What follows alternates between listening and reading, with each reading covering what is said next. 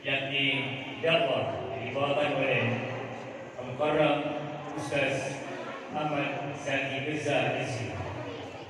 Untuk itu beliau kami persilakan.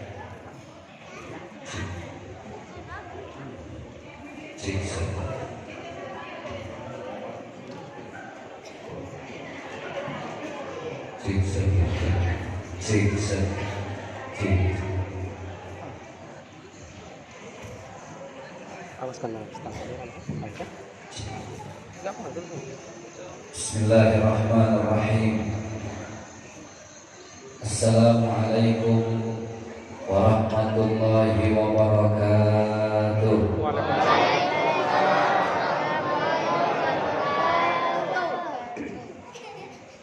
Alhamdulillah alladzi khalaqal insana fi ahsani taqwim.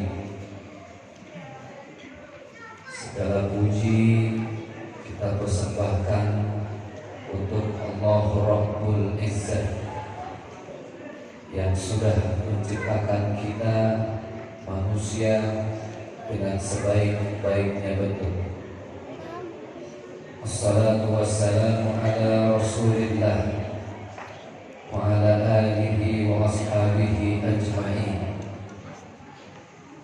Kita hadiahkan persembahan terindah untuk seorang manusia yang paling sempurna, manusia yang paling jujur perkataannya, manusia yang paling mulia akhlaknya, manusia yang paling patut kita contoh kesehariannya.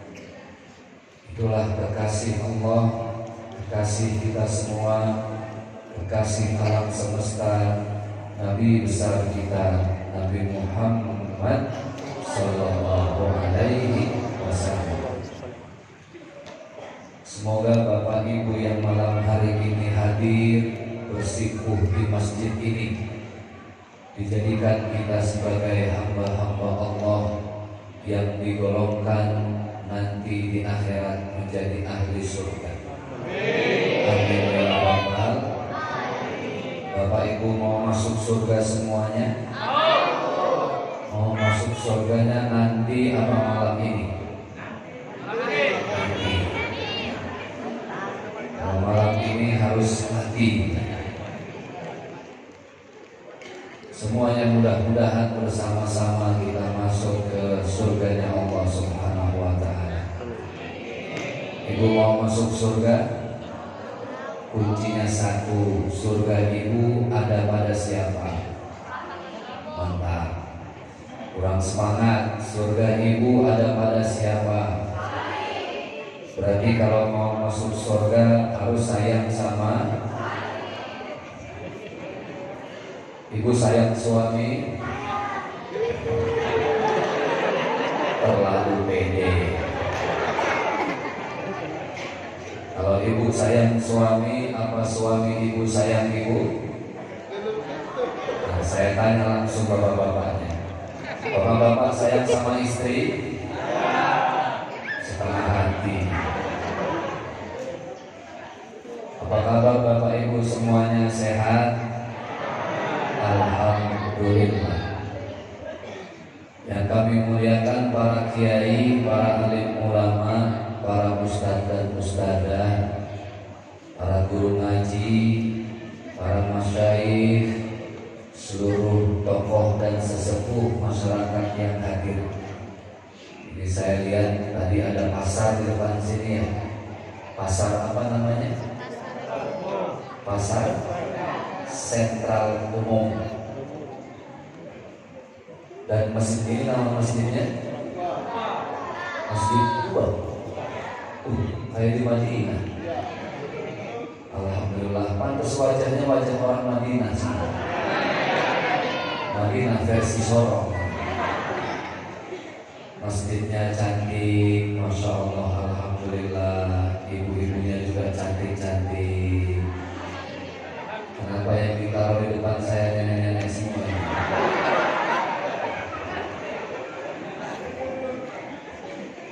Ya nggak apa-apalah, sudah rezeki saya. Alhamdulillah.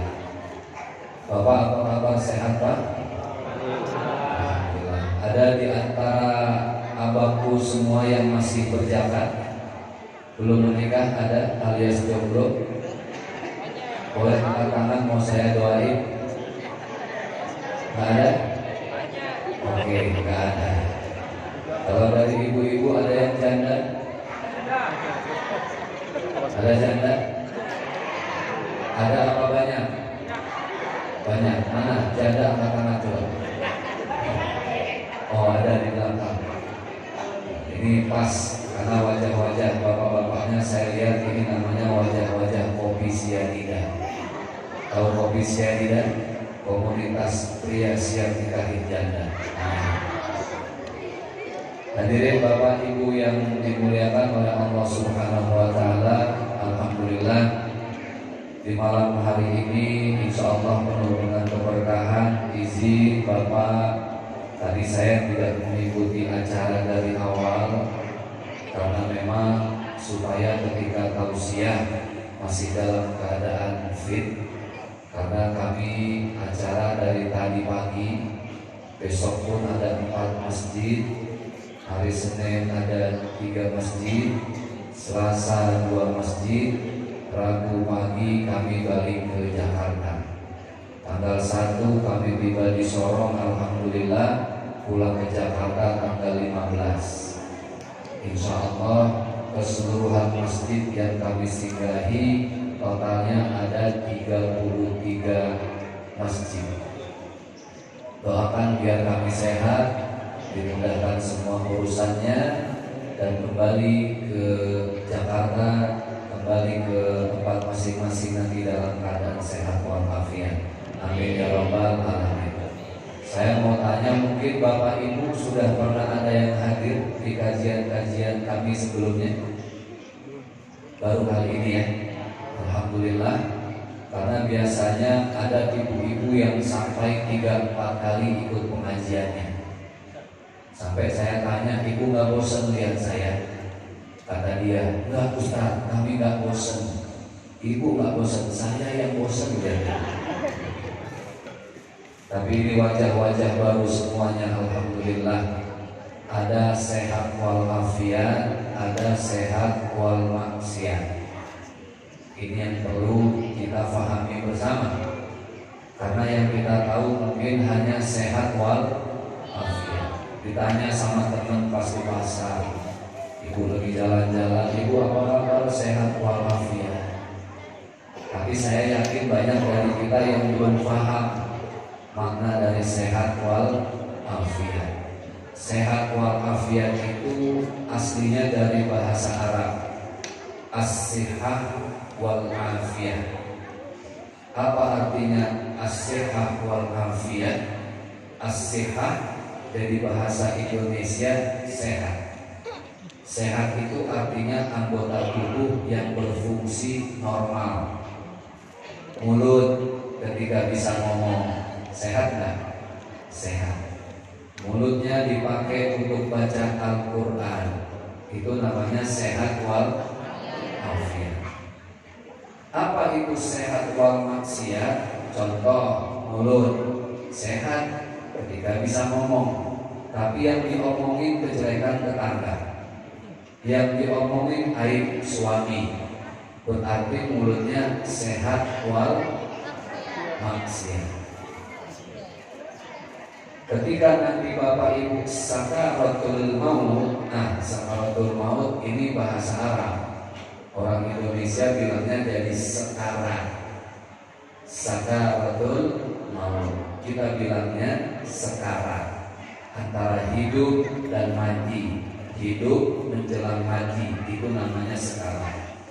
Ketika Bapak Ibu nanti sakaratul maut, yang menentukan baik tidaknya ujung hidup kita, nanti malaikat Israel akan menimbang mana yang lebih banyak sehat wal afiatnya, apa sehat wal maksiatnya.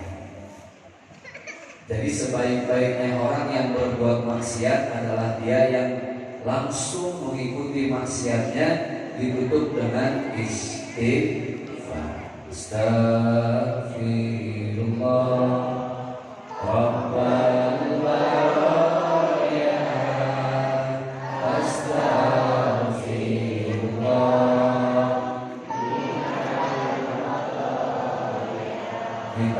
ampun sama Allah. Allah itu tempat kita memohon ampun. La yaghfiru dzunuba illallah. Tidak ada yang bisa mengampuni dosa-dosa kita kecuali Allah. Makanya ibu kalau mulutnya lagi ngomongin tetangga, ngomongin suami, cepet-cepet baca istighfar. Istighfar itu rem, tapi remnya harus pakem. Tahu pakem? Tahu pakem nggak? Apa? Rem yang diinjak langsung berhenti. Apa namanya? Pakem. Istighfar itu remnya harus pakem. Jangan ibu lagi ngomongin orang, tiba-tiba ingat itu dosa, istighfar, astagfirullahaladzim, koma, lanjut lagi. Itu ngomong-ngomong si ibu tadi yang sebelah rumah gimana suaminya? Nah itu lanjut lagi. Berarti remnya enggak pakem. Maka malam hari ini kami hadir ke sini untuk sama-sama kita bergandengan tangan menyambut surganya Allah Subhanahu wa Ta'ala. Program apa yang bawa Ustadz bersafari dakwah di Sorong sampai 15 hari? Program kami adalah ingin mengajak Bapak Ibu berbuat baik. Berbuat baiknya dalam bentuk sedekah. Sedekah banyak. Bapak Ibu bisa sedekah uang, bisa sedekah 1 sak semen, sedekah pasir, sedekah dalam bentuk apapun yang bermanfaat buat orang lain. Khusus malam ini kami ingin mengajak Bapak Ibu bersedekah dalam bentuk Al-Qur'an. Oh, kami bersedekah Al-Qur'an? Tidak. Maksudnya adalah nanti setelah saya ceramah, sebelum saya pimpin doa, Ustadz Bontar yang tadi sudah mengarahkan dan menyampaikan sambutan akan berdiri lagi mengajak Bapak Ibu untuk sama-sama kita menyisihkan rezeki, dan dari rezeki itulah nanti yang akan kami cetak Al-Qur'an. Ini Al-Qur'annya yang sudah kami cetak.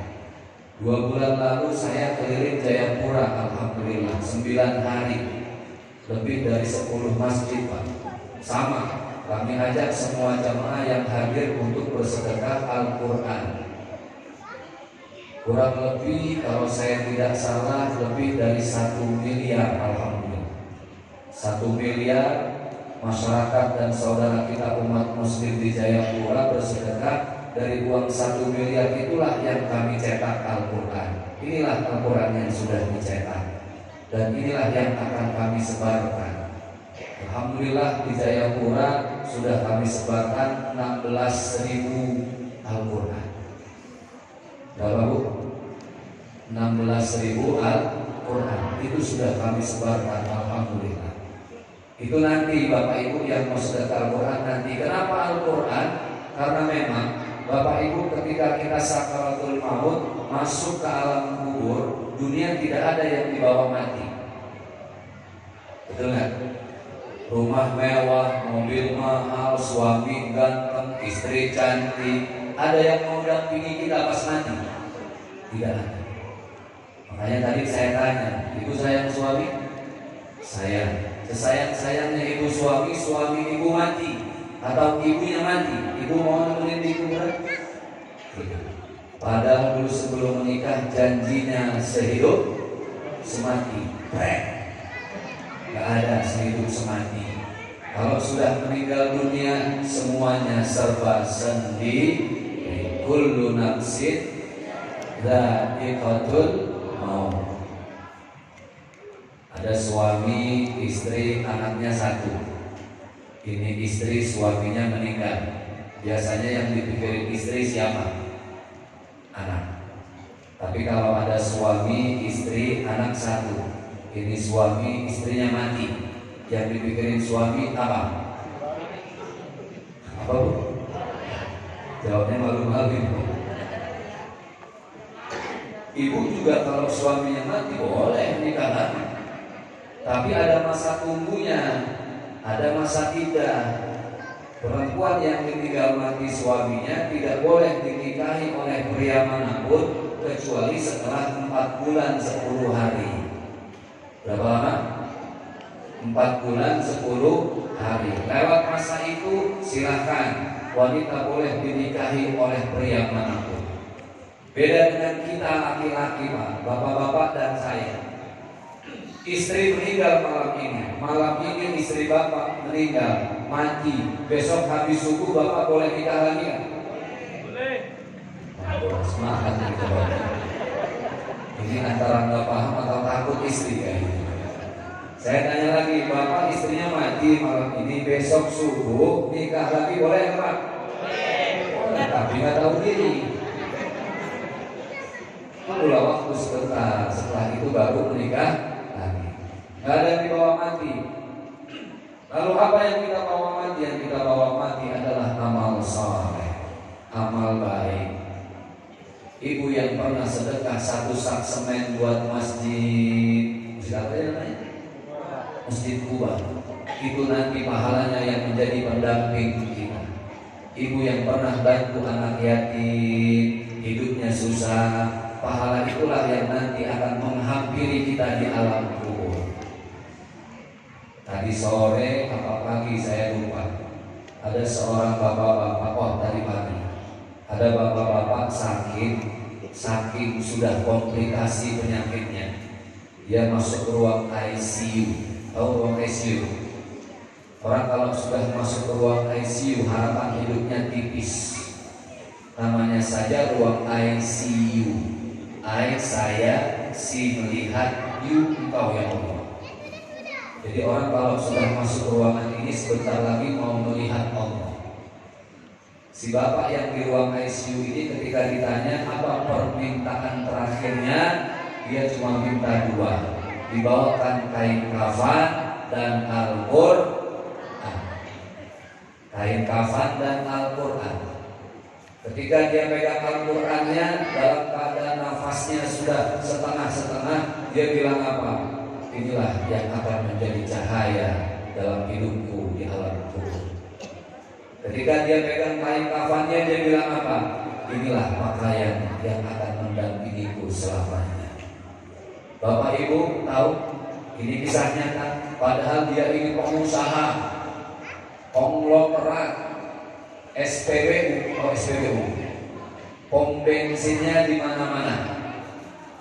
Tapi subhanallah, ketika mau sakaratul maut, 2 yang dia cari, Al-Quran dan kain kafan. Kenapa yang dicari kain kafan? Ya memang itu yang akan membungkus tubuh kita. Saya sering bilang, ibu pakai kerudungan misalnya 350.000 misal harganya, baju 3,5 juta, kaos kakinya 5.300. Kira-kira yang ratusan ribu, yang jutaan sama yang 5.300 ada yang dibawa mati? Tidak ada. Maka wajar si bapak itu hanya mencari Al-Quran dan kain kafan. Al-Quran bisa jadi cahaya. Makanya setiap kita baca Al-Quran selesai ada doanya ya. Hafal nggak Bapak Ibu? Allahumma rahamna waj'alhu lana imaman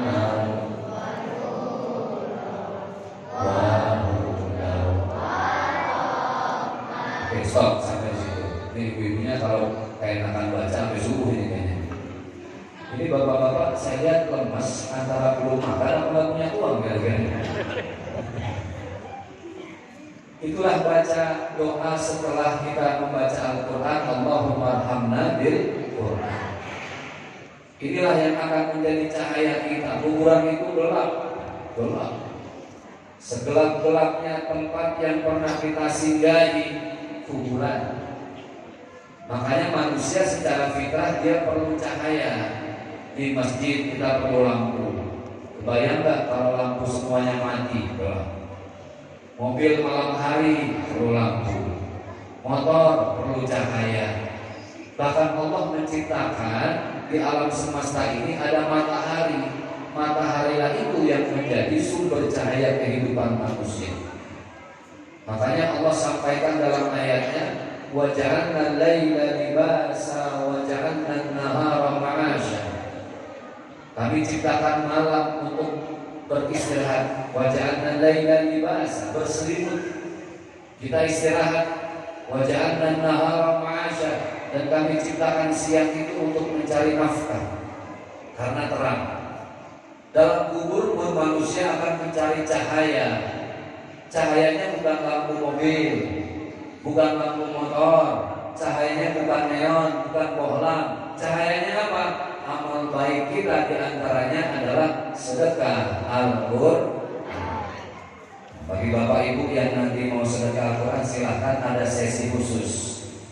Yang ingin kami sampaikan sebelum saya tausiah adalah alhamdulillah, safari dakwah ini satu metode dakwah yang cerdas, Pak. Dulu saya pernah mengisi acara di Masjid Agung, ya, peresmian Masjid Agung itu dengan Pak Wali Kota. Dulu peletakan batu pertama, belum jadi masjidnya. Alhamdulillah sekarang juga belum jadi. Saya sudah kesana kemarin, cuma kajiannya di cancel karena hujan besar waktu itu. Yang undang saya waktu itu KPK, ya, bukan KPK bagian korupsi, KPK komunitas pecinta kopi. Saya diundang, alhamdulillah. Bayangkan waktu itu KPK ketika mengundang saya, teman-teman menyiapkan tiket saya dan istri dua pulang pergi. Sekarang infonya kan sekali berangkat satu tiket Jakarta Sorong sudah hampir 5 juta. Berarti kalau 2 orang berapa? 10. Pulang pergi berapa? 20. Silakan Bapak Ibu tanya DKM masjid ini, Masjid Kuba, apa ada kami minta tiket dengan beliau-beliau? Tidak. Apa ada kami minta dijemput di penginapan kami di Aimas? Tidak. Apa ada kami minta direntalkan mobil? Tidak.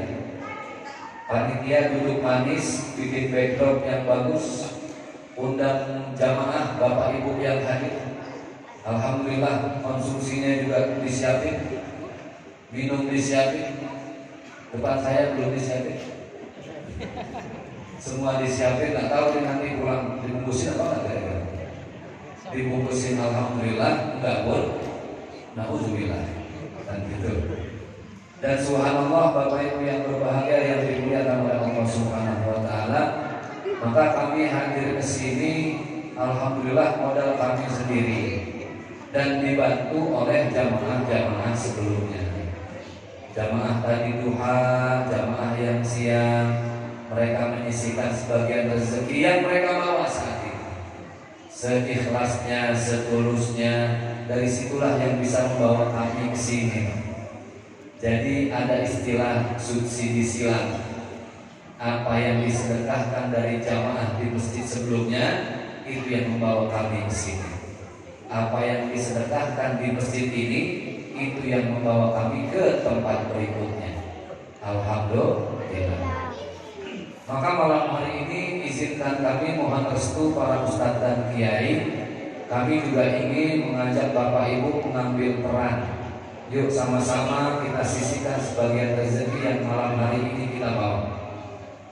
Yang ada di dompet, yang ada di tas, yang ada di saku-saku, silakan Bapak sisihkan seikhlasnya, setulusnya. Nanti ada sahabat-sahabat kami, ustadz dan ustazah dari lembaga kami yang akan membawa tas-tas kantong sedekah. Silakan Bapak Ibu berapapun. Bapak Ibu yang mau sedekah uangnya warna abu-abu boleh. Karena memang ini uang yang terbanyak kalau urusan sedekah. Biasanya kalau urusan sedekah yang paling susah itu warna apa, Pak? Merah. Merah itu jarang keluar di masjid. Merah itu biasanya paling banyak keluar di mana? Di mall sama di pasar. Alhamdulillah kalau di sini ada yang keluar warna merah dan biru. Apapun warnanya, niatkan lillahi ta'ala. Izinkan sahabat-sahabat kami untuk keliling membawa kantong-kantong sedekah sambil kita sholawatan dipimpin kembali oleh Ustaz Gontar. Sholawatnya jadi pahala, sedekahnya jadi pahala. Silahkan Bapak Ibu yang mau bersedekah. Ini Ustazah dan Ustaz yang kami akan keliling membawa kantong-kantong sedekah. Ustaz Gontar silahkan. Mari Bapak Ibu sekalian kita sholawat sama-sama. Sholat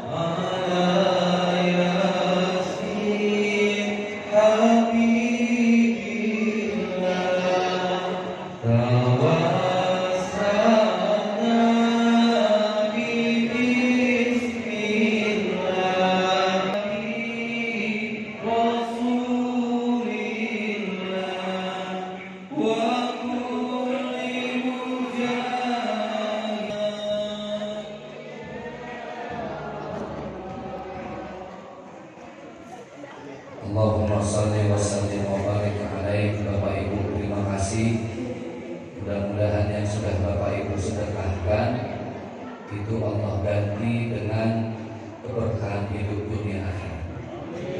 Rabbana atina fid dunya hasanah wa fil akhirati hasanah wa qina adzabannar.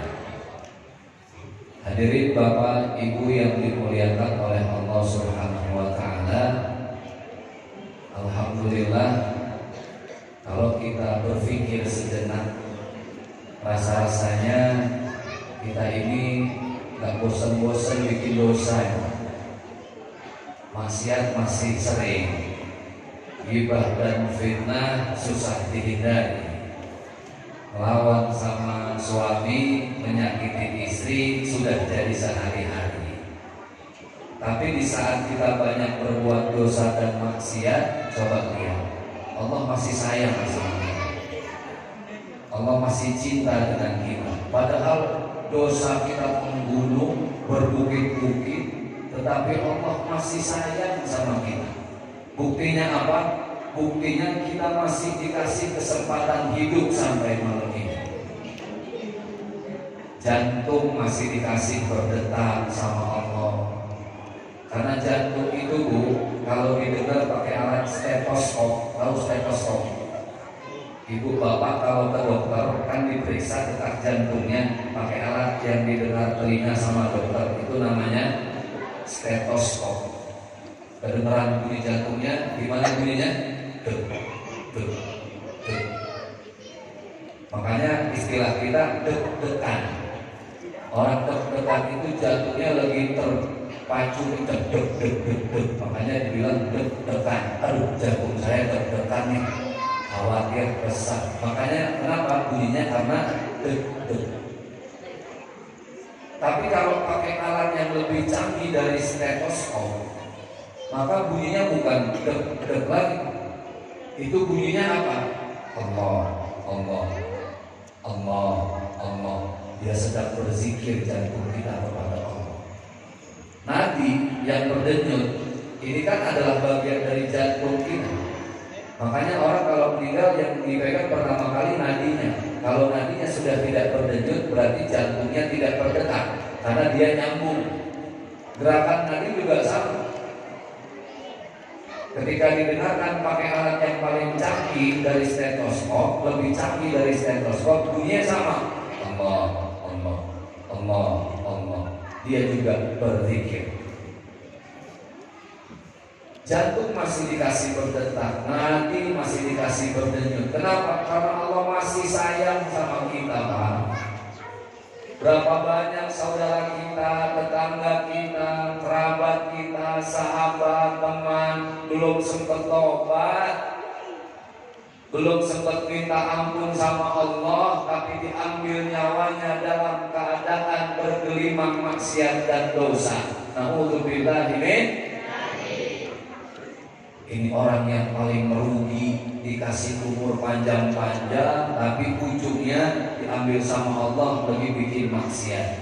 Wa qala Nabi sallallahu alaihi wasallam, baginda Rasulullah beliau bersabda, khairun nas, sebaik-baiknya manusia, man qala umruhu, siapa yang umurnya panjang, wa hasuna amaluhu, tapi juga banyak kebaikannya. Itu manusia yang paling beruntung dan terbaik.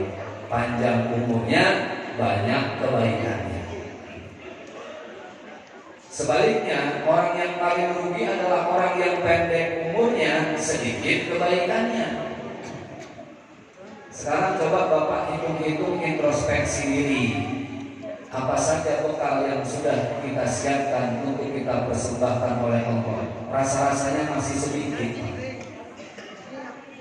Mata masih sering lihat maksiat, betul nggak Pak?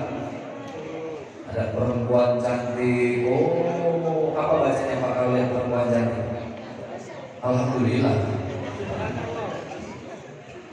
Astagfirullahaladzim. Tapi habis istighfar jangan bilang astagfirullahaladzim, jangan. Langsung alihkan pandangan. Mulut masih sering gibah dan fitnah. Bapak Ibu,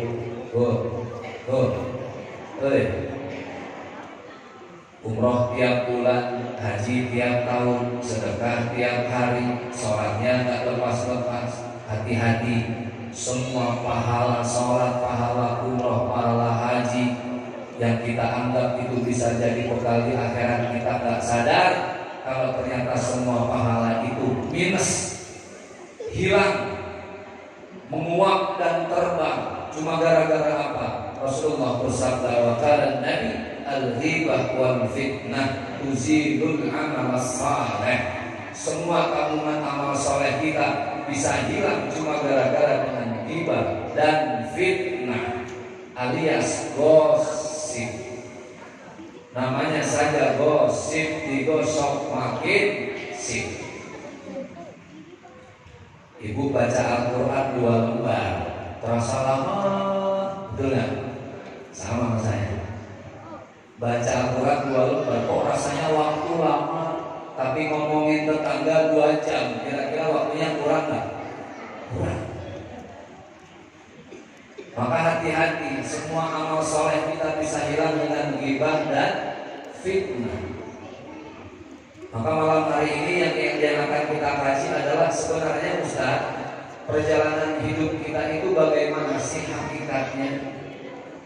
Apakah di dunia ini kita selamanya? Enggak.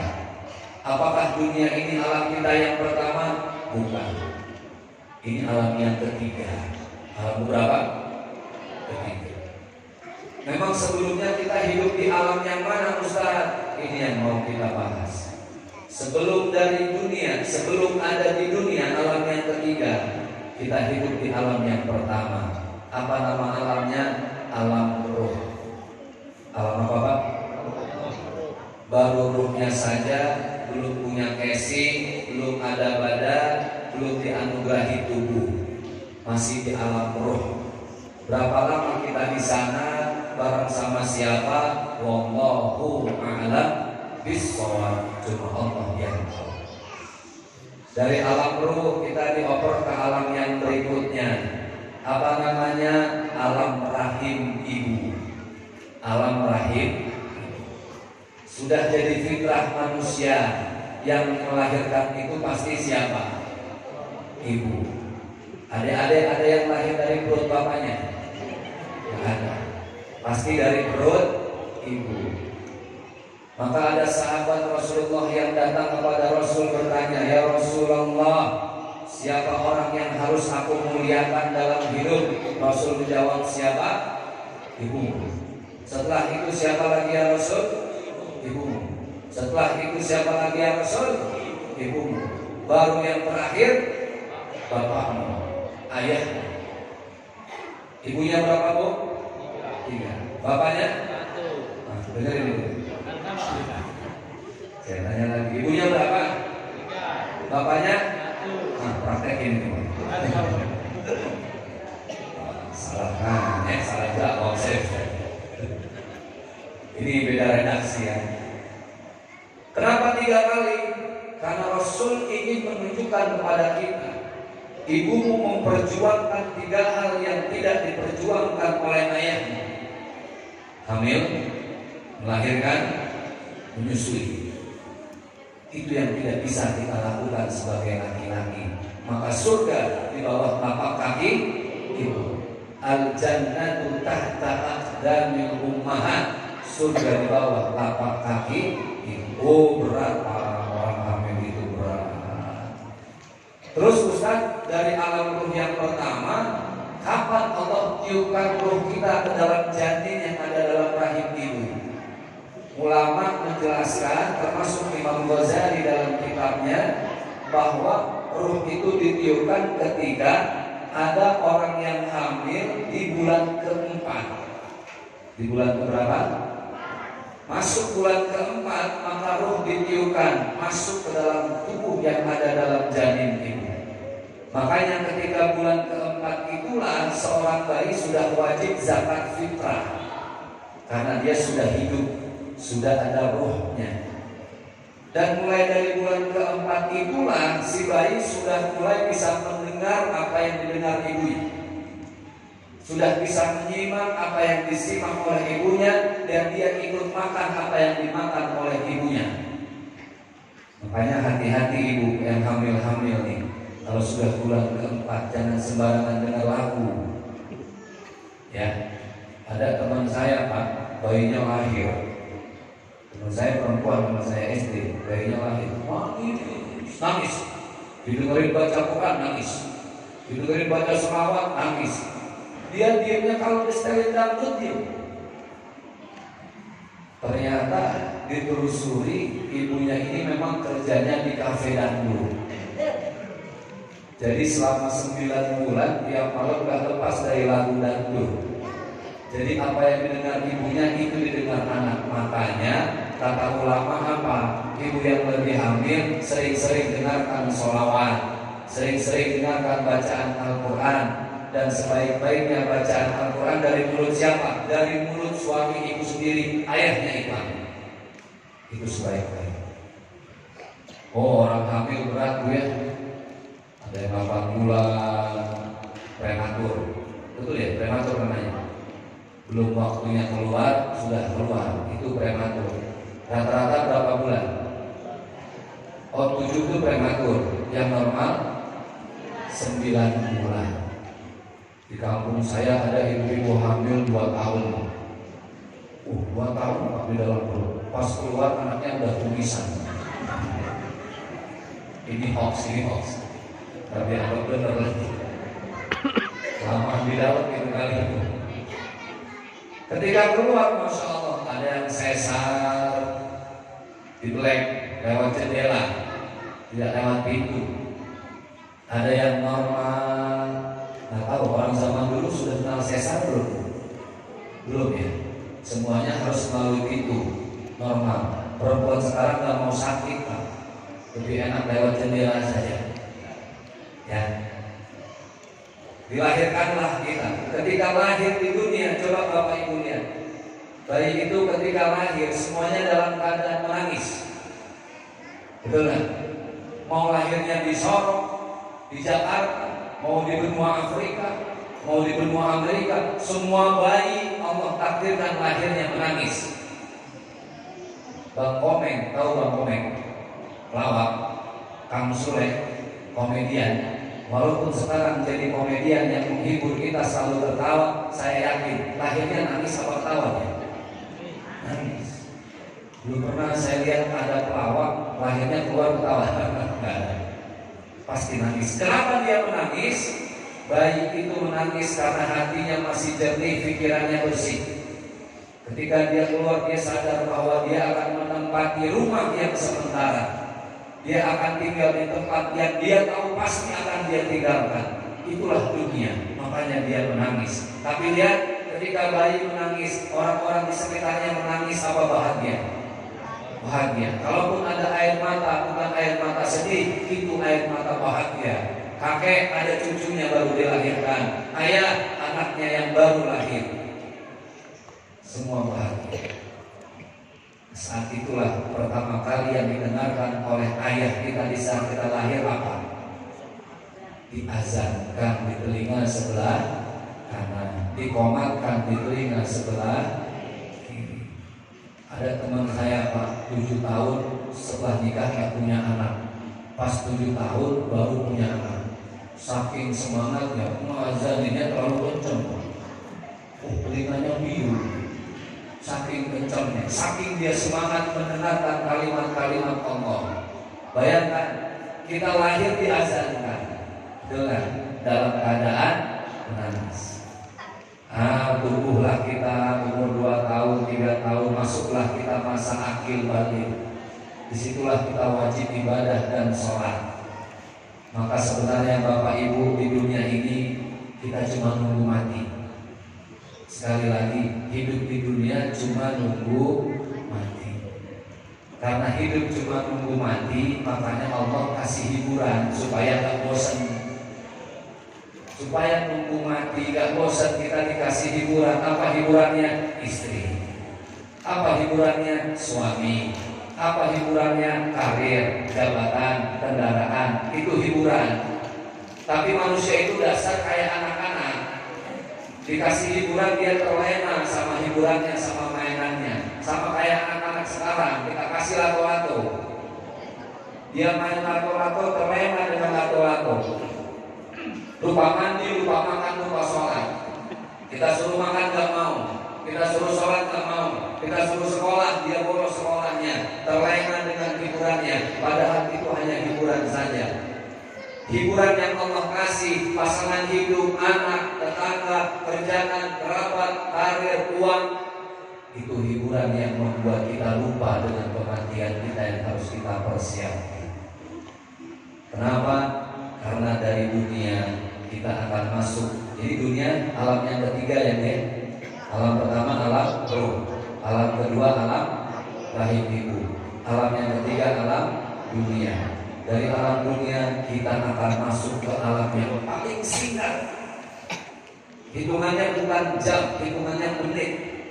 Apa alam yang paling singkat? Alam yang keempat, yaitu alam sakaratul. Oh, ini berat.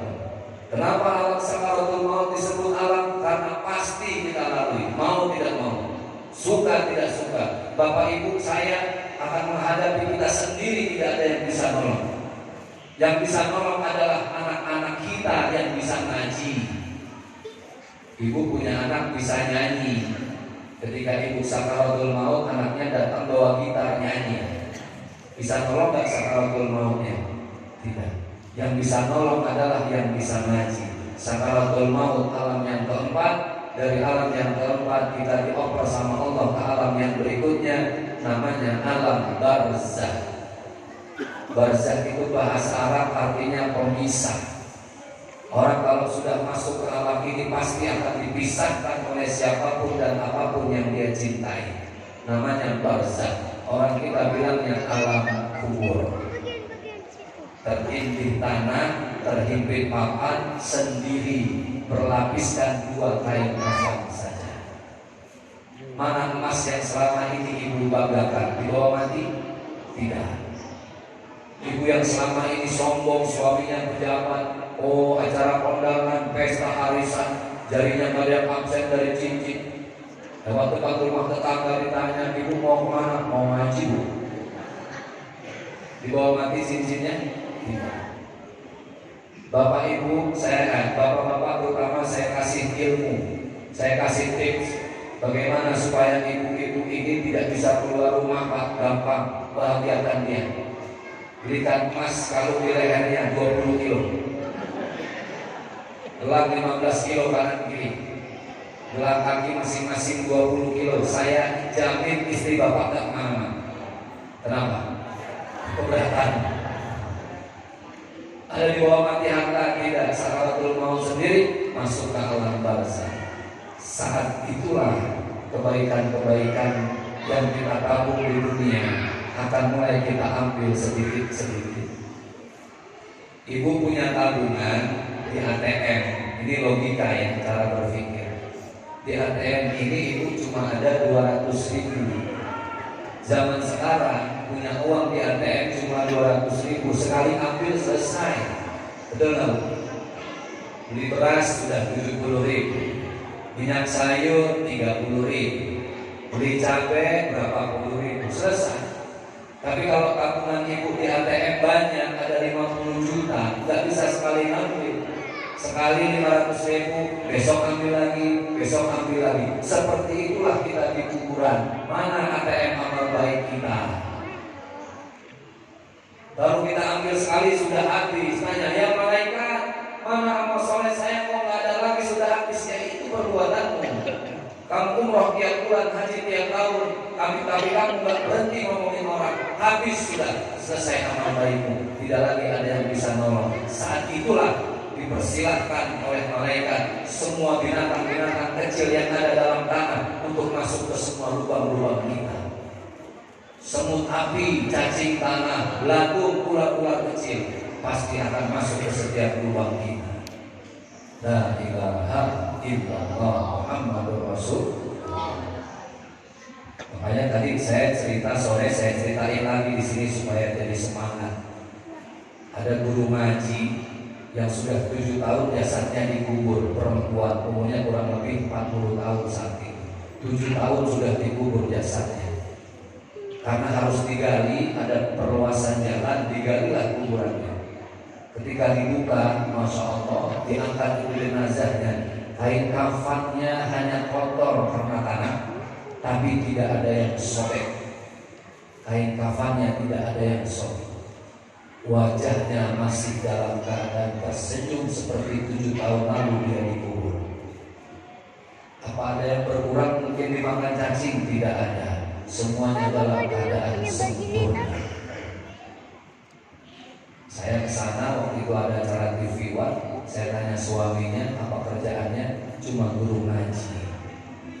Di sepertiga malam dia sholat tahajud, habis sholat subuh berjamaah jadi makmum, dia ke pasar, pagi-pagi dia dagang nasi uduk sampai jam 9 selesai, dirapikan semua dagangannya.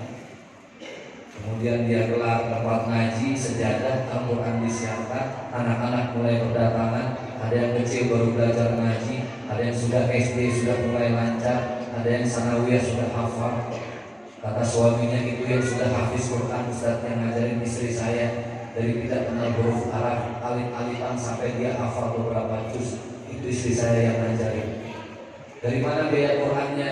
Dari mana biaya sejadahnya? Dia bilang apa? Itu dari hasil dagang dia nasi uduk. Kami ambil seperlunya, selebihnya kami berikan Al-Quran buat anak-anak yatim. Allah janji, siapa hambanya yang memuliakan Al-Quran, Allah akan memuliakan jasanya. Hadir dulu.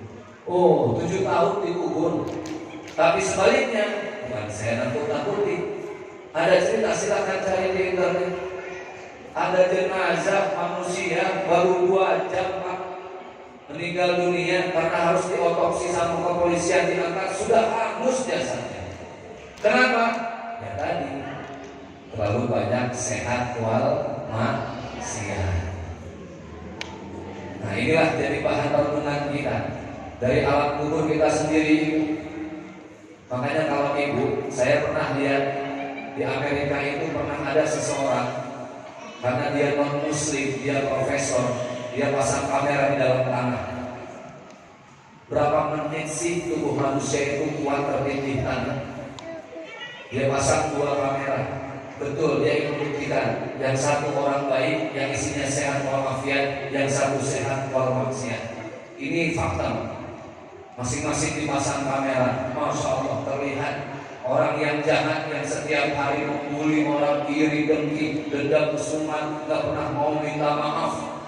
Tidak nunggu sampai 3 jam Pak, baru setengah jam itu semua binatang yang ada dalam tanah keluar dan masuk dari setiap lubangnya. Ternyata makhluk Allah tahu mana orang yang soleh, mana yang tidak. Tapi orang yang baik satu lagi yang juga dipasang kamera lebih dari 24 jam, sedikit pun binatang tidak ada yang menyentuh kain kafannya. Alam ini tidak bisa berbohong. Orang baik pasti akan dibaiki oleh siapapun. Makanya orang-orang alim dulu Pak, zaman dulu, zaman kakek nenek kita, katanya saya dengar kalau mereka masuk ke hutan, oh itu binatang buas pun gak ada yang berani. Kenapa? Dia juga makhluk Allah dan ini kekasih Allah. Nah makanya kalau ngomongin orang dulu hidupnya berkah ya Pak. Kakek nenek kita itu nggak ada sakit, rumah sakit nggak ada, cukup berobat, didoain selesai. Makanya dulu kemana-mana kita selalu bawa air, datang ke kiai, datang ke ustadz, datang ke Habib, kiai doain supaya penyakit saya sembuh. Kadang kita disembuh, wah sembuh. Yang bikin sembuh bukan airnya, apanya? Hati orang itu bersih. Ini yang susah zaman sekarang, nyari orang yang hatinya bersih. Termasuk saya, kelihatannya doang, casingnya doang ustaz. Isinya kan yang tahu saya. Saya dipanggil ustaz bukan karena saya bersih dan suci, karena Allah masih tutup aib saya kan nih. Makanya kakek nenek kita kalau ada sakit gak pernah ke rumah sakit. Ibu tahu nggak cakupan? Orang sini bilang apa itu? Ada orang Makassar di sini. Orang Bugis bilang apa? Gitu. Jadi kalau habis makan suka cekukan, apa namanya? Kacigu. Nah, Kacigu. cekedo. Bapak yang kerjain saya Pak. Bahasa Bugis. Kacigu. Cekedo. Bahasa apa itu? Cekdok. Bahasa Jawa apa itu? Ya. Apa? Sidu-sidu. Sidu-sidu. Dulu kan obatnya minum. Ada obat yang mujarab dari nenek saya dulu. Ujung tikar ambil taruh di sini. Sama nggak? Sama ternyata. Ya. Kalau nggak kertas, udahin tempel. Nenek-nenek sembuh bukan karena kertas dan ludahnya bisa ngejekol, tapi yang bisa bikin sembuh apa? Hatinya bersih, dia baca bismillah, diterima bismillahnya oleh Allah, sembuh penyakitnya. Ibu tahu bisulan? Apa di sini bilangnya? Bisul. Tetan. Letang. Itu bahasa Bugis. Aneh-aneh. Itu bahasa Bugis. Bisul ya. Kakek nenek kita tahu nggak orang kalau bisulan buatnya apa yang menjawab? Ada yang tahu? Apa? Tai hidung, betul? Sama berarti sama saya ini.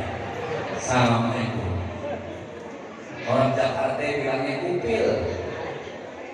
Orang Bugis bilangnya Ingat. ngomong-ngomong. Tai ngomong. Itu tai ngomong.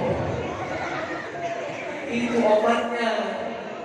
Bisulan bengkak, nggak pecah-pecah, dikorek itu. Dikasih sembuh, meletus. Bukan masalah tai ngomong. Dan jadi masalah itu yang doain itu si nenek-nenek hatinya bersih. Nenek kita zaman dulu gak pernah julid, gak pernah posting Facebook. Maaf orang zaman sekarang kenapa doanya tidak didengar oleh Allah? Hatinya iri dan dengki, dendam kesumat. Tetangga ganti mobil, dia ganti penyakit. Tetangga ganti motor, dia ganti dokter. Tetangga ganti kulkas, dia ganti resep. Enak gak hidup begitu? Enggak, makanya banyak dosa, doanya gak diterima. Orang dulu hatinya bersih, hidupnya berkah.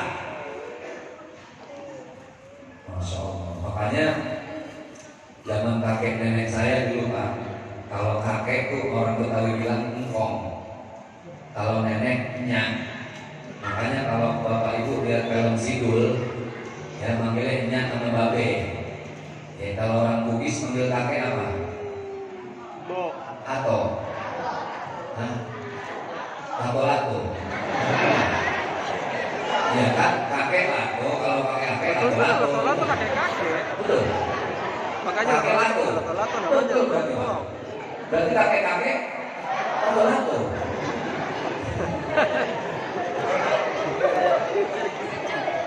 Oh, jangan-jangan lato dari bahasa Bugis itu. Betul memang bahasa Bugis itu lato.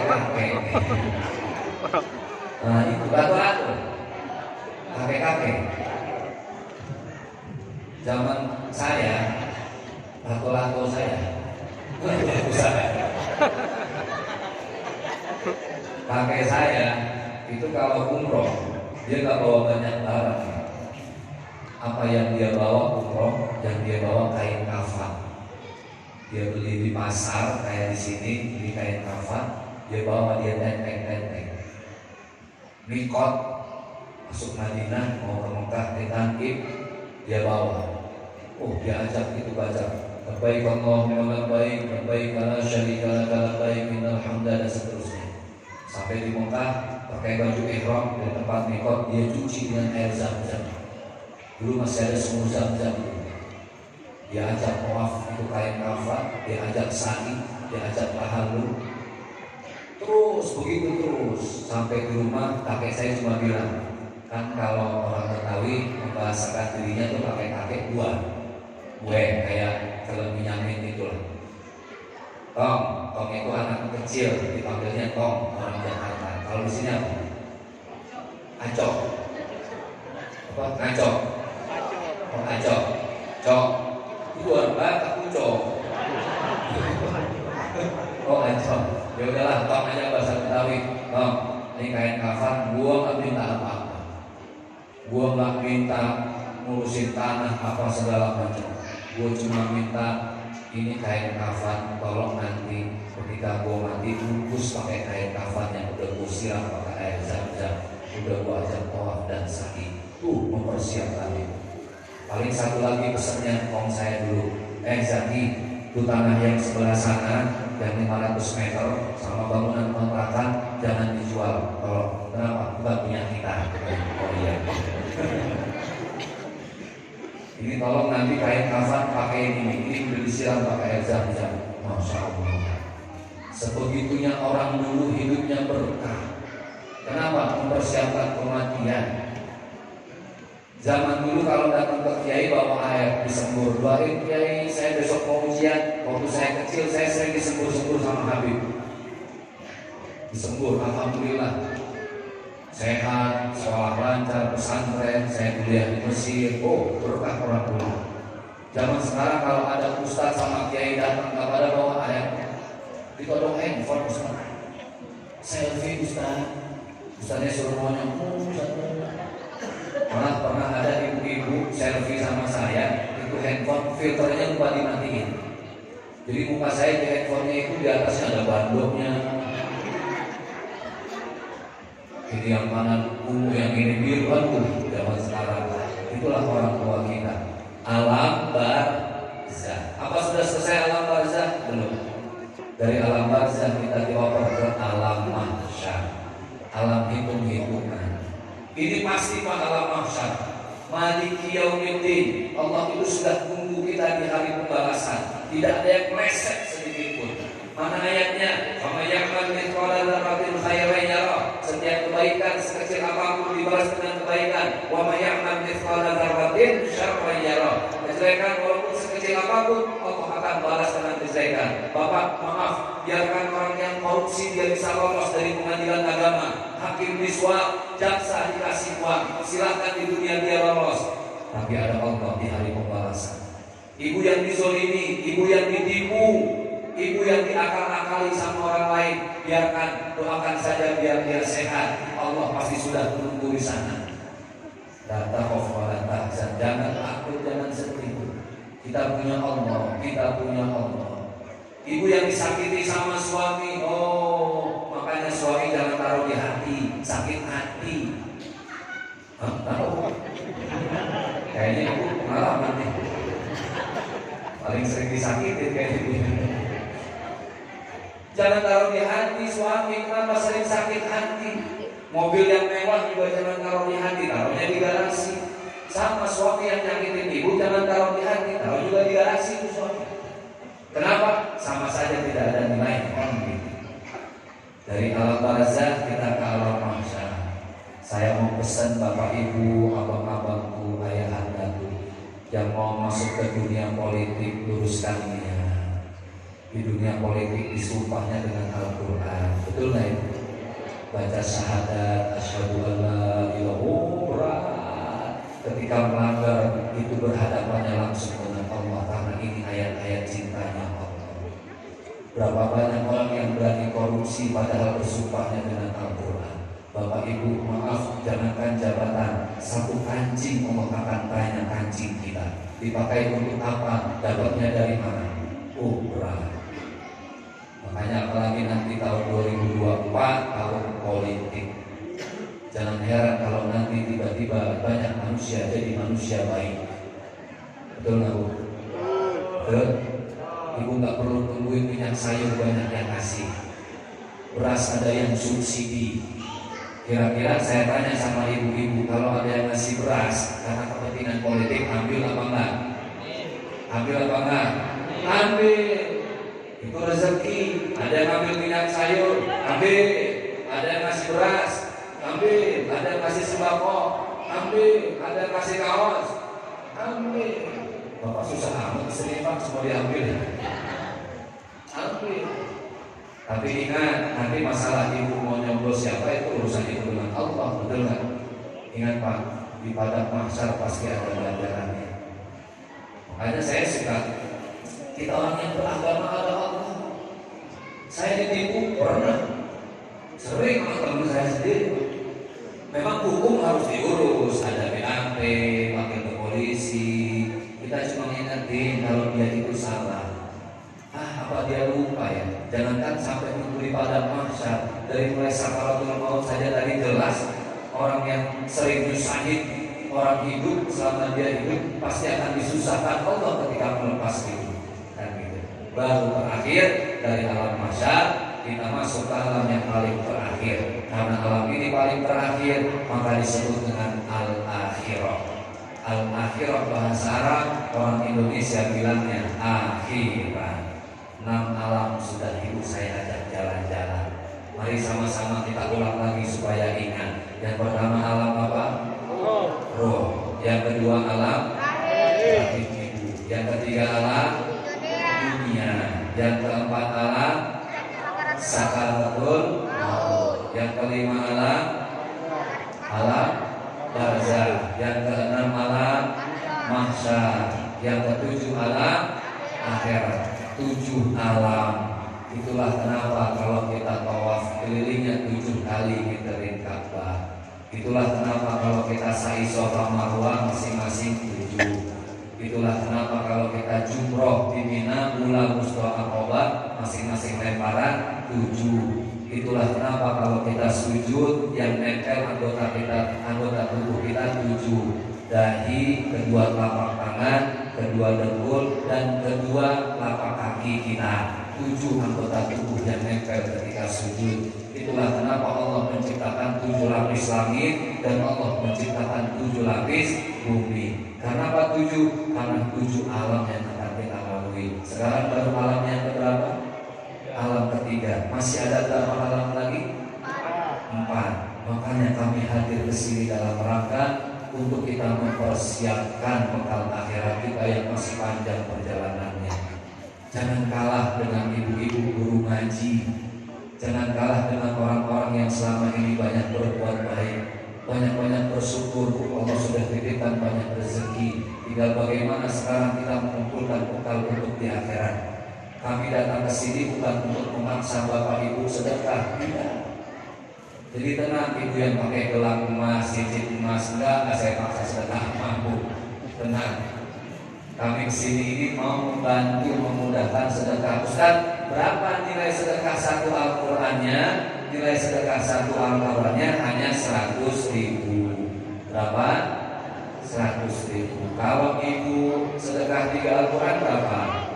300. Kalau 10 Al-Qur'an 1 juta. Dan pelipatan berikutnya dan berikutnya. Ustaz, kok mahal?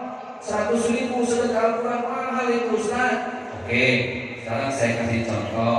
Ibu datang ke pasar, ke toko handphone yang ada tulisan Samsung, Oppo dan lain sebagainya. Tanya sama encinya, Cik, Mbak, kasih saya handphone yang paling murah. Pasti encinya bilang apa? Ini 1 juta handphone Cina. Handphone 1 juta, handphone paling murah. Paling murahnya saja handphone 1 juta. Saya beli handphone 250.000 Nokia yang jadul, yang gak ada kameranya, yang zaman dulu. Kan masih ada sekarang, itu sudah 250.000. Kenapa handphone paling murah 1 juta kita anggap paling murah? Tapi Al-Quran sedekah 100.000 buat bekal akhirat kita anggap mahal. Tadi itu cara berpikirnya ya. Pak Ustadz, saya gak ada uangnya Pak Ustadz.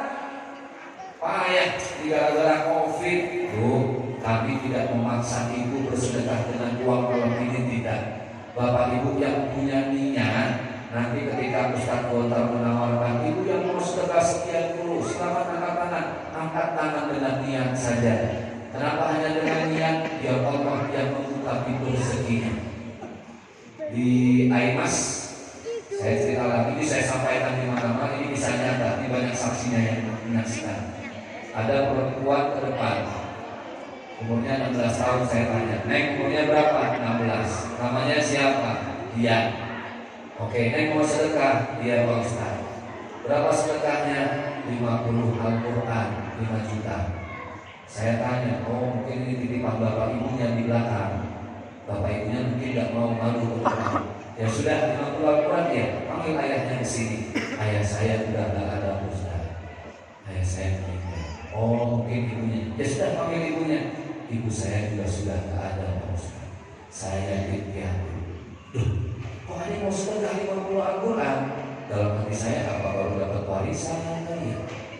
Apa dia pengusaha muda-muda? Ada uangnya? Nggak ada Pak Ustaz. Nggak ada uangnya.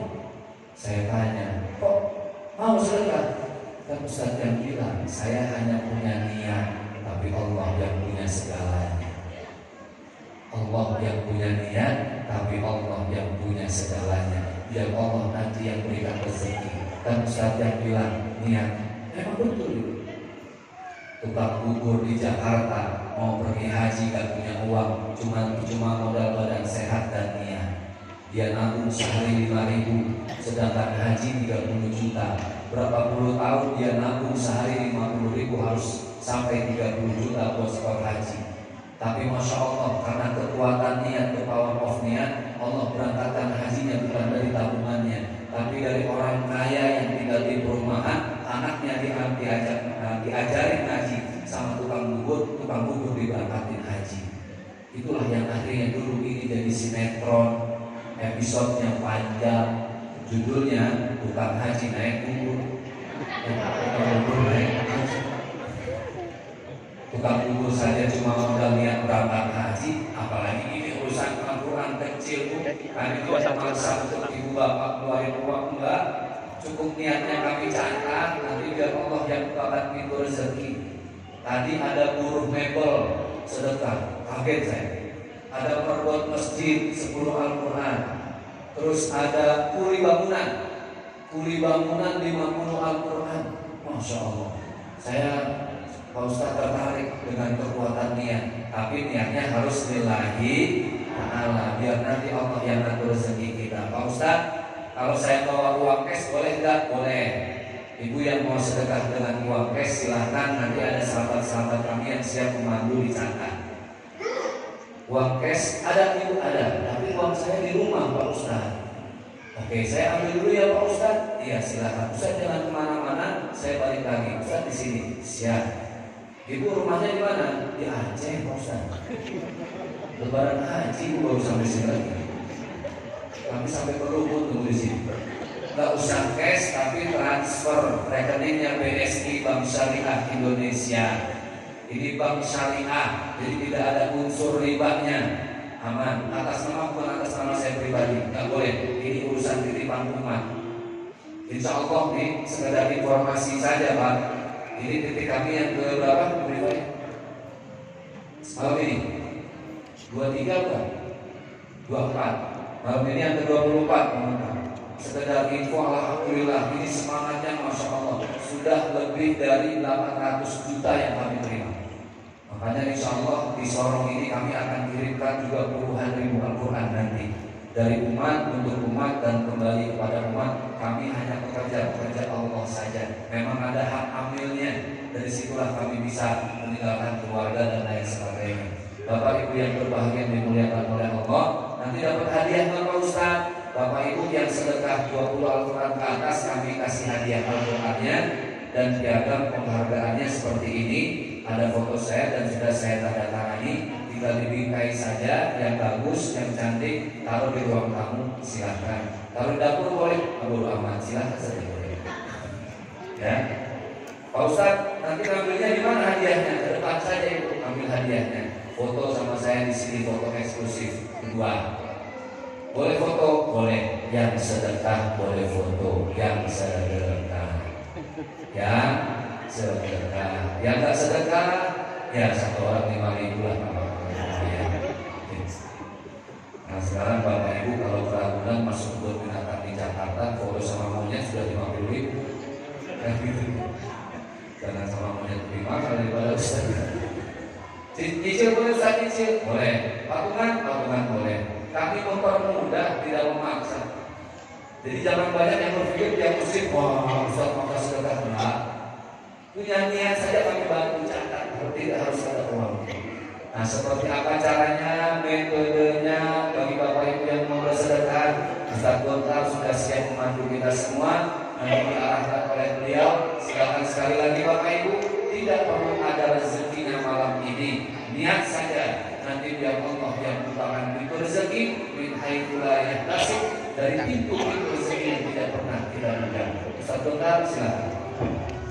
Baik Bapak Ibu sekalian yang dimuliakan Allah Subhanahu wa taala, seperti yang kami sampaikan di awal tadi, bahwasanya pada sisi ini kami ingin mengajak Bapak Ibu sekalian untuk sama-sama ambil bagian dalam perjuangan takwa ini dengan cara sedekah Al-Quran atau wakaf komitmen, di mana Bapak Ibu sekalian bisa berwakaf Al-Quran ataupun sedekah Al-Quran tanpa harus membayarkannya pada malam hari ini.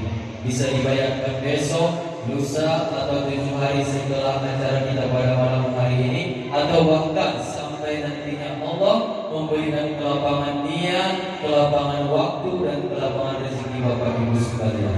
Bagaimana caranya? Caranya sangat mudah Bapak Ibu. Bapak Ibu tinggal angkat tangannya saja.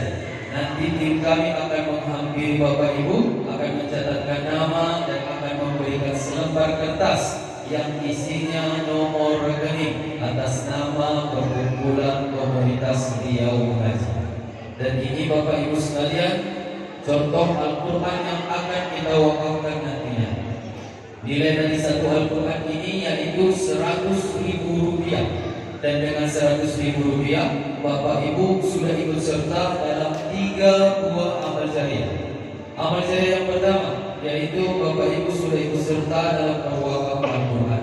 Yang kedua, Bapak Ibu sudah ikut serta dalam pembangunan musola-musola di daerah-daerah terpencil. Dan yang ketiga, Bapak Ibu sudah ikut serta dalam memberikan kafalah kepada guru-guru ngaji di daerah-daerah terpencil. Dan nanti bagi ayah bunda kami, bapak ibu kami yang berwakaf di atas 20 mushaf Al-Quran akan mendapatkan sebuah cenderamata, yaitu sebuah sertifikat yang langsung ditandatangani oleh tuan guru kita. Baik Bapak Ibu sekalian, seperti di masjid-masjid lainnya, pada wakaf Al-Quran kali ini akan kita mulai di angka tertinggi terlebih dahulu, dan nanti akan kita turunkan sesuai dengan kemampuan ayah bunda dan bapak ibu kami sekalian. Baik, sekarang kita mulai. Bapak ibu, ayah bunda kami yang dimuliakan Allah Subhanahu wa taala, yang ingin berwakaf di angka 90 mushaf Al-Quran atau setara dengan 9 juta rupiah. Bismillah, tawakal Allah. Silakan angkat tangannya. Ada di angka 90 mushaf Al-Quran atau setara dengan 9 juta rupiah. Bismillah. Alhamdulillah, dari ayah kami BKM Masjid Ubah, alhamdulillah 10 mushaf Al-Quran atau setara dengan 9 juta rupiah. Takbir. Silakan. Ada lagi yang ke 90 mushaf Al-Quran atau setara dengan 9 juta rupiah. Perlu kami informasikan kembali Bapak Ibu sekalian, kami hanya meminta niat yang mulia Bapak Ibu. Bapak Ibu tidak harus membayarkannya pada malam hari ini. Bisa dibayarkan besok, lusa, atau bahkan sampai nantinya Allah memberikan kelapangan niat, kelapangan rezeki Bapak Ibu sekalian. Bismillah, yang ke 90 mushaf Al-Quran. Bismillah, di angka 90 mushaf Al-Quran. Jangan pernah ragu dan jangan pernah takut untuk berniat Bapak Ibu. Yakin dan percayalah Allah pasti akan bantu niat yang mulia Bapak Ibu, karena Allah Maha Kaya, Maha segalanya. Bismillah, di angka 90 mushaf Al-Quran atau setara dengan 9 juta rupiah. Silakan Bapak Ibu sekalian. Ada? Kami yakin dan percaya seperti yang dijelaskan oleh Bapak Haji Asmul tadi di kata sambutannya, bahwasanya masjid yang kita cintai ini selalu penuh dengan jamaahnya setiap kali sholat. Alhamdulillah, dan kami yakin dan percaya jamaah yang berhadir di sini, bapak ibu yang berhadir di majelis yang mulia ini adalah bapak ibu kami yang siap berlomba-lomba dalam kebaikan. Fastabiqul khairat. Bismillah. Masih ada di angka 90 mushaf Al-Quran ada setara dengan 9 juta rupiah. Silakan Bapak Ibu. Di angka 9